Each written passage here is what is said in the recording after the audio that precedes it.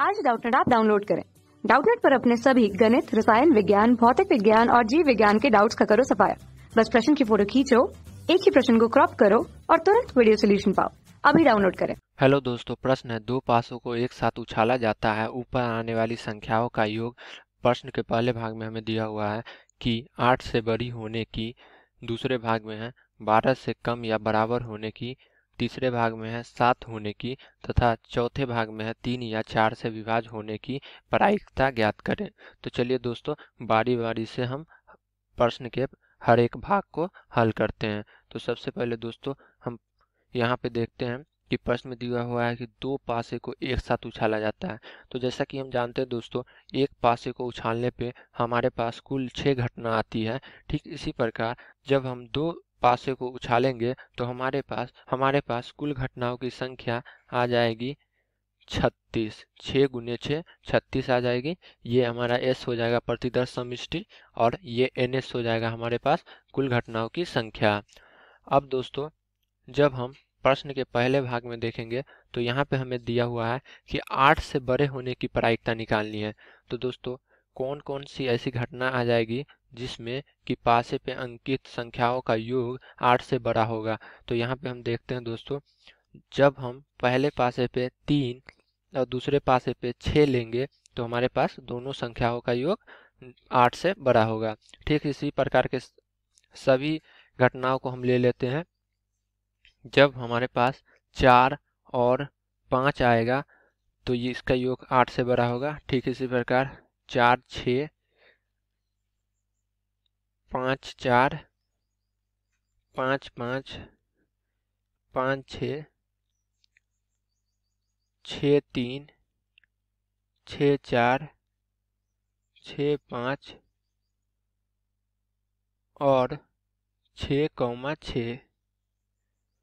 ये सारी ऐसी घटनाएं होंगी दोस्तों जिनमें कि उन पासे पे आने वाली संख्याओं का योग 8 से बड़ा होगा। तो ये हमारे पास कुल 1 2 3 4 5 6 7 8 9 10 घटनाएं हैं। तो इसे हम लिख लेते हैं। हमारे पास घटनाओं की संख्या आ गई 10। अब दोस्तों हम इस घटना ई की प्रायिकता निकालेंगे। तो जैसा कि हम जानते हैं कि किसी भी घटना ई की प्रायिकता को निकालने के लिए हम अनुकूल स्थितियों की संख्या बटे कुल स्थितियों की संख्या करते हैं। तो हमारे पास अनुकूल स्थितियों की संख्या 10 है और कुल स्थितियों की संख्या 36 है। तो यहाँ पे 10/36 आ जाएगा, यानी कि इसे जब हम भाग करेंगे तो हमारे पास आ जाएगा, 2 बार में भाग करने पे 5 और यहाँ 18। तो ये आ जाएगा 5/18। तो ये हमारे प्रश्न के पहले भाग का उत्तर आ जाएगा दोस्तों। ठीक इसी प्रकार जब हम प्रश्न के दूसरे भाग को देखेंगे तो दूसरे भाग में हमें बोल रहा है कि 12 से कम या बराबर होने की प्रायिकता। तो दोस्तों दूसरे भाग में हम वैसी घटना निकालेंगे जिनमें कि पासे पे अंकित संख्याओं का योग 12 से कम या बराबर होगी। तो दोस्तों सबसे पहले हम ले लेते हैं कि जब पहले पासे पे 6 और दूसरे पासे पे भी 6 आए तो पासे पे अंकित संख्याओं का योग 12 के बराबर होगी। अब हम इससे कम वाले जितने भी घटना होगी उन सभी को लेंगे।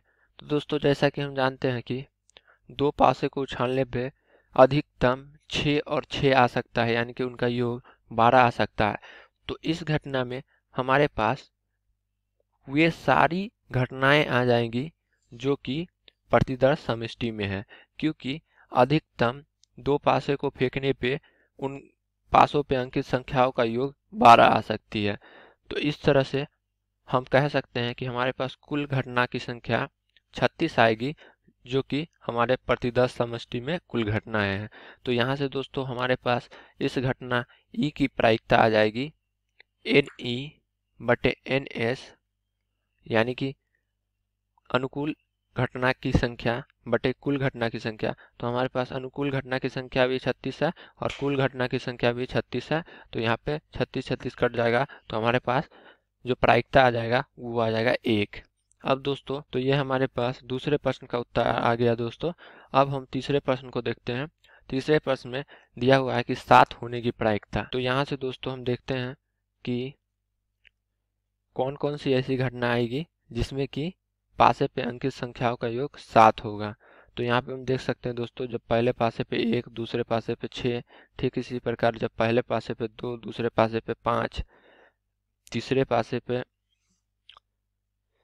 पहले पासे पे 3, दूसरे पासे पे 4, पहले पासे पे 4, दूसरे पासे पे 3, पहले पासे पे 5, दूसरे पासे पे 2 और पहले पासे पे 6 और दूसरे पासे पे 1 संख्या आएगी, तो हमारे पास संख्याओं का योग 7 आएगा। तो हमारे पास ये कुल 2, 2, 4, 6 घटनाएं हैं, यानी कि हमारे पास NE का मान 6 है।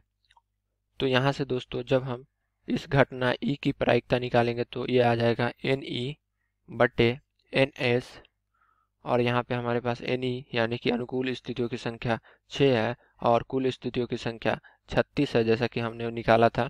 तो ये 6 बार में कट जाएगा, तो हमारे पास इसकी प्रायिकता आ जाएगी 1/6।